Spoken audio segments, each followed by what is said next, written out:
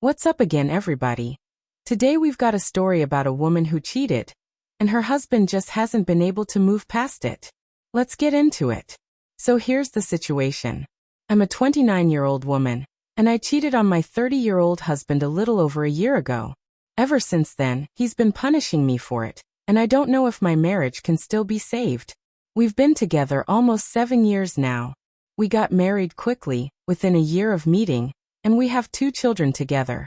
My husband has always been a wonderful man, smart, attractive, successful, and he's never once disrespected me or been unfaithful. My family and friends always reminded me how lucky I was to find someone like him, and I honestly used to believe we were soulmates. But last year, I went out with friends for a birthday celebration, drank way too much, and ended up going home with a man who had been flirting with me all night. I don't even know how to explain it. In the moment I felt alive in a way I hadn't in years, but within minutes of it happening I realized how terrible of a mistake I had made. I left immediately, called a taxi, and went home. When I got there, I broke down crying and confessed everything to my husband. I was disgusted with myself, full of regret, and hated what I had done. At first, he stayed calm but told me straight out that he wanted a divorce. I begged him to give me another chance, and eventually we started marriage counseling. But in every session he was cold and detached. He would sit there scrolling on his phone, barely responding to the counselor's questions. Whenever asked about his feelings or what steps he could take to rebuild things, his answers were either divorce or something bitter and directed at me. Since then, I've done everything I could think of to repair the damage. I've taken on every household responsibility, cleaning, cooking, looking after the kids, doing chores, all of it on my own. I've even gone along with sexual things I've never wanted or enjoyed, just to please him and keep him from leaving. Despite all this, he has moments where he lashes out, calls me disgusting names, and sometimes the kids can hear from their rooms. Other times he'll completely shut me out, walking around as if I don't exist. To his credit, he's still a loving father. He never involves the children in our issues and doesn't speak badly about me to them. But when it comes to me, everything is either anger, silence, or control. If I refuse certain things he asks for, especially sexually, he threatens divorce again, throws my cheating back in my face, and reminds me that I'm the reason things are like this. He says marrying me was a mistake, calls me terrible names, and tells me I destroyed everything. I also know he's been talking to another woman. When I confronted him after seeing a message on his phone, he didn't even deny it. Instead, he pointed to the front door and told me if I don't like it, I can leave. He made it clear he doesn't care how I feel anymore. The man I married, the warm, caring, loving husband I used to know, feels like he's gone, replaced by someone full of resentment. And I blame myself for that. I regret what I did every single day. I love him more than anything. I don't want anyone else, and I just want our family to feel whole again. I would give anything to turn back time and undo my mistake. I don't even know what I'm asking for anymore. Maybe I just needed to let it all out. But all I can think about is whether it's even possible to fix what I broke. Before I share the update, I want to include a powerful comment left by user u_me_seeks82, which I think sums this whole situation up better than anything else. They said, "Give him the divorce. I'm trying to understand where you're coming from, and I know you want to make it work, but you crossed a line the night you went home with another man just because you were drunk and caught up in a feeling. You've always described him as the perfect husband, and now he's stuck trying to make sense of why you betrayed him. There's no logic to it. You shattered the trust, and he can't see you as the same person anymore. His anger, his bitterness, and his desire for divorce are all natural reactions to what you chose to do. I know his outbursts around the children are concerning, but he's also human, and he's dealing with the fact that the woman he built a life with, the mother of his kids, put everything at risk for one night. You've tried to fix it, but sometimes things break in a way that they can't be repaired." That pretty much says it all. I talked with my husband today after feeling for a while that he doesn't really want to work on our marriage anymore, that maybe he's ready to move on. I approached him wanting to explain myself, to tell him that I finally understood the pain he's been carrying, that I realize he may no longer want to stay in this marriage, and that if that's what he truly wants, I'll accept it. I told him I loved him deeply and always would, but I wouldn't stand in his way if he wanted his freedom. At first he didn't say anything. He just stood there silently looking at me. Then suddenly, he came over, hugged me and started crying. I couldn't hold back and began crying too.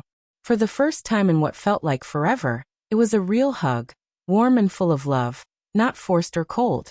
We stayed like that for a while before he let go and asked me to sit with him. That's when he finally opened up. He told me he still loves me with all his heart, and he loves our kids, but he just can't seem to let go of the past. He said he has these moments where anger and rage consume him, not only because of what I did but also because he can't erase the mental images of it. He admitted he's had women flirt with him over the years, and he's had plenty of chances to be unfaithful, but he never did because he valued me and our family more than a moment of temptation. He said he loved me too much to betray me in that way. Hearing that broke me completely. He went on to say that something inside him feels shattered, something he doesn't believe can be fixed. He admitted he's been talking to other women recently, but never crossed the line into anything physical because it didn't feel right to him. He explained that when I told him I'd accept him moving on, it was the first time he felt I finally understood just how broken and hurt he's been. He doesn't know what our future looks like, but for now, he wants to be on his own, to figure out who he is away from me. Maybe someday we'll find our way back together, but at this moment he needs space to heal by himself. I told him I wouldn't fight him if he wanted a divorce. I'd sign the papers and wouldn't ask for a thing. What he brought into this marriage is his, and I don't want to take it, even though he earns much more than me. I told him I don't want child support either. I just don't want him to feel burdened by me any longer. That made him cry again. He said maybe one day he'll be able to forgive me, but he believes time apart is what's best right now, for both of us to reflect on our lives. He said he'll contact a lawyer soon and bring me the divorce papers in the coming weeks. I don't plan to see anyone else after the divorce. I don't want anyone else. My only hope is that maybe someday, he'll come back to me and we'll rebuild what we lost. I wish I could undo everything, but all I can do now is live with the remorse of losing the one person I truly believe is my soulmate. It seems like this really is the end of our marriage. One person made a thoughtful comment on my story that struck me. They said that in some ways my cheating was both easier and harder on my husband. Easier because it wasn't done out of malice or revenge. I didn't set out to hurt him. Harder because it happened without any real thought, without care, and that realization makes it even more painful. They said part of his struggle is that he's having to confront the fact that the woman he put on a pedestal, the wife he thought would never betray him, is a human being with flaws. And if part of his identity was built on the belief that he was the man whose wife would never cheat, then that part of him has been destroyed. He's been asking himself who he is now in the aftermath of that. The way they put it was that the marriage we had is gone. It's like a forest fire that burns everything down. You can't bring the old forest back, but over time, something new can grow in its place. The same could be true for a relationship. The old marriage has died, but that doesn't mean something new can't be built if both people want it. It doesn't excuse my mistake, but the only way forward would be to let go of the past version of our marriage and try to create a different one from the ashes. That it's possible that part of what your husband is going through has less to do with you directly and more to do with what's inside of him. Even if he never actually cheated, as he says, the fact that other women have shown him attention may have left him with feelings he doesn't talk about. Maybe he never acted on it, but he might have entertained the idea in passing. Those fleeting, what-if thoughts people have when faced with temptation. We all play those little mental games.